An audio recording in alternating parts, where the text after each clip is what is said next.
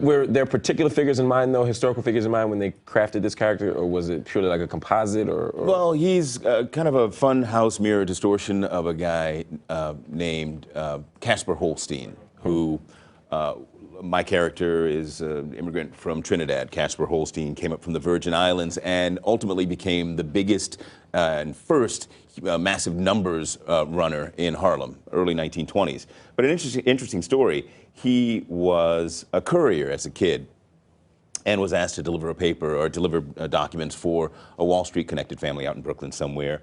The woman realized that she misaddressed the package when she gave it to him, but he delivered it anyway. He came back and said, well, how did you do that? She said, well, I went to every house on the block until I found the proper address and I delivered it. She said, you're very resourceful. You come work for us. So he did. They gave him a job on Wall Street, ultimately, apparently a menial job.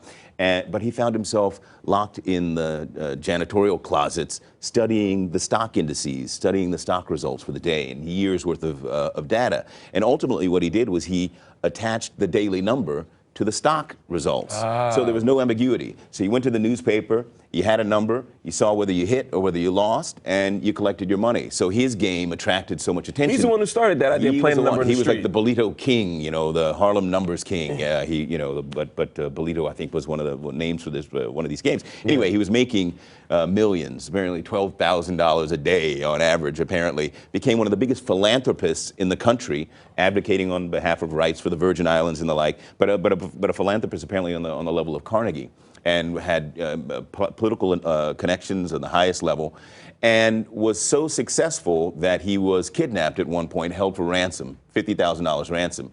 He ended up freeing himself. I'm not sure if he paid it or not, but that's when the white mafiosos cottoned to the idea that there was a lot of money to be made up in Harlem with this numbers racket, which they called the inward pool. They kind of dismissed it as, you know, this nickel and dime game.